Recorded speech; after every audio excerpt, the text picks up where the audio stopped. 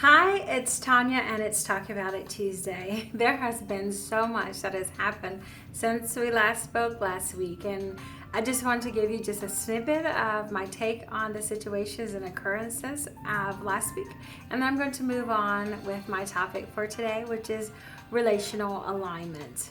And so, last week after my Talk About It Tuesday, we woke up in a whirlwind on Wednesday with situations and things going on at the Capitol and people, getting through the barricades and just really seizing the Capitol. And my take on that, and that's domestic terrorism, and they should be prosecuted to the highest extent of the law, period.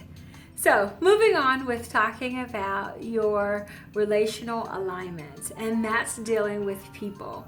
And sometimes, moving forward, you want to be in a group and be included with people and be a part of different associations, but at the same time, you also have to know that who you align yourself with will speak volumes about who you are and how you are identified by other people. So, one thing I want you to know is that it has been said that if you want to travel fast, you travel alone. Because it's you and you alone that you have to be responsible for. But if you want to travel far, then you have to travel with other people. And when you travel with other people, you have to make sure that you are aligning yourself up with people who have your same thoughts and beliefs, but also with people who are going to hold you accountable for your thoughts and ideas. If you are getting off track, you have to have people on your team who are going to say, I think that's probably going off skew a little bit. Let's revisit that and let's kind of talk through how they can approach those areas and situations a little bit differently. But you have to have people there who will hold you accountable and not just go along with whatever you say. So you have to align yourself with the right people. And to build strong relationships with people with like and similar interests and goals. So you have to put in the time and invest in other people to see if are like minds or have similar interests. And then if you are, then you develop those relationships and know that you are building relationship on solid grounds. But you have to be selective with your associations with other people, and you have to choose those relationships unapologetically. You can't be going, oh, you can't be my friend because I like this person.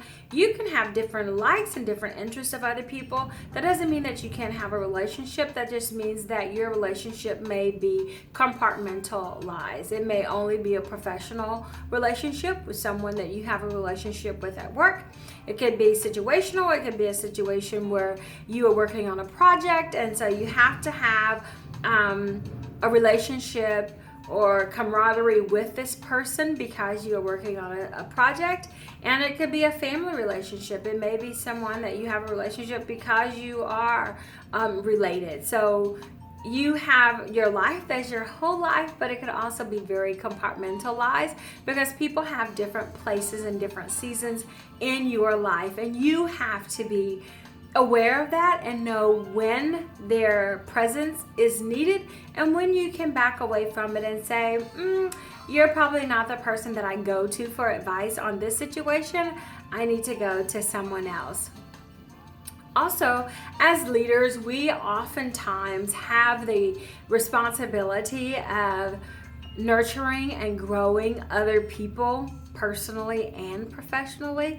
And so our example and how we carry ourselves and what we do and say matters because people are watching. Not only adults are watching, but children are watching to see our character on display. So what are you putting on display so that other people can learn from and grow from? And so you want to associate with people who are putting things on the table that are valuable. And the other thing is that you want to be able to feel comfortable in your relationships to give people critical feedback on things that they have done well or that they may need opportunities to grow in.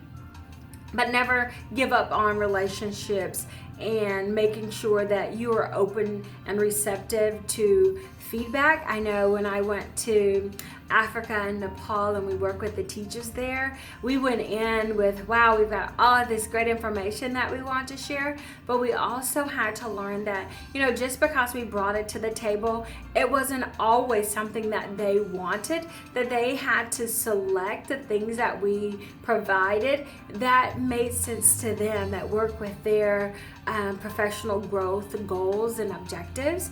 And so when you align yourself with other people, you have to make sure that your relationships are not only one way, but you make yourself available to them, and they in turn make themselves available to you. But what you bring to the table and what you take away from the table should also create a relationship that I like to say is synergistic, where your relationship is more developed and more rich because you share and you have that exchange, and you build each other up, and you give feedback, and you correct each other, and you realign each other when someone is getting off track.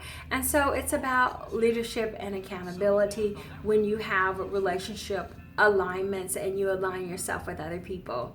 Okay, so today it's Talk About It Tuesday, talking about your relational alignments. Make sure that you are putting yourself in an opportunity to be connected, to give, and to grow with other people who are of like mind, and also with people who are going to be able to give you critical feedback that you need in order to continue to grow and develop. Have a great week, and I hope that all is well with you, and I look forward to talking with you again soon.